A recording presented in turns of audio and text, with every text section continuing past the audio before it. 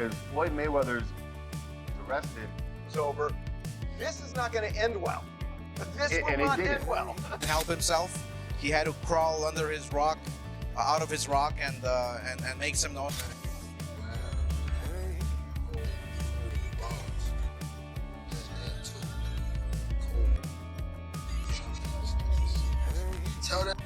Tell Floyd to get on live. Tell him show where he at. Throw them people over in Dubai that money. Tell him get on live right now. And get old people in Saudi Arabia money too. Broken. Out here scamming people. Boxers have reacted to Floyd Mayweather's alleged arrest by suggesting he may be struggling with life outside the spotlight. Many believe he's having a hard time stepping away from fame, with some saying his recent actions appear desperate. Oscar de la Hoya commented that Floyd might be craving attention or even dealing with financial troubles, noting how often he tries to stay in the headlines. Reports have linked Mayweather to a $42 million scam involving a questionable investment scheme, where he allegedly promoted fraudulent businesses to fans and investors. These developments have raised concerns about his financial stability and suggest he may be chasing both money and relevance through increasingly risky behavior. Floyd, Canelo, Instagram, what's up with all that stuff? Yeah, no, I mean, obviously, you know, he tried to steal somewhat of Canelo's thunder. He couldn't help himself. He had to crawl under his rock, out of his rock, and make some noise. But look, he's retired. I mean, either he's hurting for attention or he's hurting for money. And you know, we strongly feel that Canelo's the man right now. He's the highest paid athlete in the world, and then we move on and we go forward and we continue with our. Floyd Mayweather criticized the lack of loyalty in boxing, expressing disappointment toward fighters he once supported. He noted that many now speak negatively about him despite his role in their success. Mayweather specifically called out Oscar de la Hoya, accusing him of disloyalty for turning against him after benefiting from his guidance, highlighting the betrayal he feels from those he once. But it's so crazy. When we talk about loyalty in the sport of boxing, when we talk about loyalty, when you look at Canelo, there's Steven Espinoza and the Showtime team let this, and myself, we helped build this guy up. He was fighting on my undercard. He was the co-main. We helped build this guy up. And you know what Oscar de la Hoya do? You know what Mr. Loyal Oscar de la Hoya do? I'm sorry, Mr. Disloyal Oscar de la Hoya do? He take him right over to HBO and cut a deal with HBO. And when he cut the deal, he got money, but I bet Canelo didn't see none. But these are the things that people don't know about in the sport of boxing. Oscar de la Hoya acknowledged that their fight was a turning point in Floyd Mayweather's career, transforming him into Money Mayweather. Before facing de la Hoya, Floyd earned smaller purses, but the high-profile bout launched him into mainstream fame and financial success, helping establish his image as a wealthy, household name in the world of boxing. Before Mayweather fought me, he was making $2-3 million on my undercards. After beating me, Mayweather becomes Money Mayweather, and he becomes this global superstar. I think we sold 2-point-something million homes. I believe he made something like $8 million all said and done. And what did you make all said and done in that fight? I had to be closer to 80. You made 80 million, he made 8 million. So the negotiation was 90-10. Sometimes fighters don't understand negotiating the right way. Beyond boxing, Floyd Mayweather has faced legal troubles similar to rapper Lil Uzi Vert, both dealing with lawsuits over alleged misconduct. Mayweather's immense wealth has often fueled a sense of impunity, leading him to act without considering the consequences. This pattern of reckless behavior has repeatedly drawn legal challenges and scrutiny toward his actions. Peace, y'all. It's your boy Johnny Fastlane here with allhiphop.com. So the situation is crazy, man, because Lil Uzi Vert and Floyd Mayweather are being sued for an assault that happened last June in New York, right? The whole situation is that the person that's suing them says that he saw Floyd Mayweather's truck and he went across the street while he was filming to get some footage of it. And basically the whole money team, you know, Floyd Mayweather's team and Lil Uzi Vert came out of the truck and beat the crap out of him, right? It's crazy as hell because Lil Uzi Vert responded and he said that he don't even know Floyd Mayweather. He was not there and you guys got the wrong person. person, right? I've never seen Mayweather and Lil Uzi Vert in the same place together at all, ever, and I'm guessing that it's probably somebody from Mayweather's team that kind of looks like Uzi, right? Either way, man, Uzi is wrapped up in his lawsuit. We'll see if they take his name off of it once they figure out what's going on, but yeah, let me know what y'all think about this in the comments. Floyd Mayweather and golf legend Tiger Woods were both implicated in a lawsuit accusing them of stealing jewelry from a shop.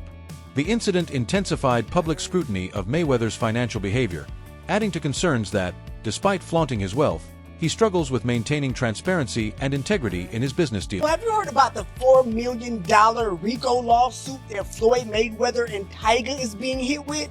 Wow! So apparently it's over some stolen jewelry and, or at least allegedly, and the entire story is pretty crazy, and the fact that they're calling it RICO is pretty wild as well, because apparently there was some type of, at least what is being alleged, some type of scheme set up and ran by these celebrities in order to get away with taking free jewelry off of jewelers. So seems like YouTuber and boxer Deji publicly called out Floyd Mayweather, claiming his wealth is largely an illusion. Deji argued that Floyd's flashy displays of money are misleading, hiding a much harsher reality. He also criticized Mayweather's deep insecurity, suggesting that his obsession with materialism reflects internal struggles rather than true financial stability. Well, let's see the time.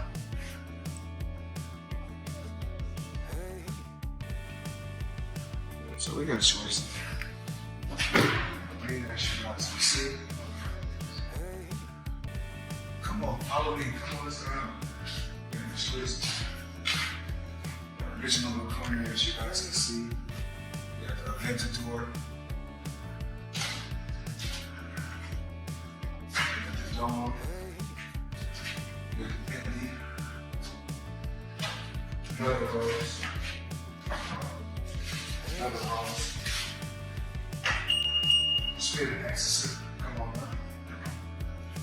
We got two of these. Family. Another Lambo.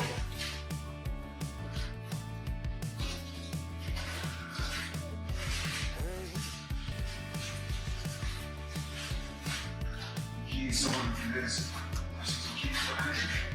Oh, we got some keys right here. So, Spirit of ecstasy. Up again.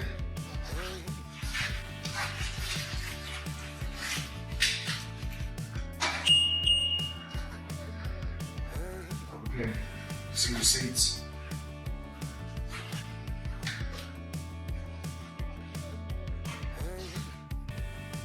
Gervonta Davis, once promoted by Floyd Mayweather, made shocking claims that Floyd owes large sums to individuals in Saudi Arabia. Davis alleged that Mayweather is broke and involved in overseas scams to sustain his lifestyle, painting a grim picture of the financial decline of the once untouchable boxing icon. Yeah. How was he? Like, oh, so did you? he's fake as hell. Oh, really? Oh, no, he's so fake and he's insecure as hell. And the thing is, I don't even care about saying all this stuff. Yeah, you're not gonna fight me, are you, bitch? Okay. He's so insecure. So let me just tell you like some things that happened. Okay. So this was the Dubai podcast. For some reason, he's just making these noises, slah, slah, slah, to his whole team, slah, slah, and just making some weird noises. It made no sense. And then one of my fans said, "Hey yo, Deji, I flew all the way from the UK for this." And then he responded. You don't have to respond to that, No, but he responds being like, "It don't matter, man. You in Dubai now." Like why? Like what do you call them things you get for Christmas? Soundboard. Yeah, literally. Gervonta Davis publicly criticized Floyd Mayweather, who responded by portraying himself as the victim. Rather than directly addressing the accusations, Floyd said Davis had the right to speak his mind. He added that he still respected and was proud of Davis, seemingly trying to downplay the tension and deflect criticism.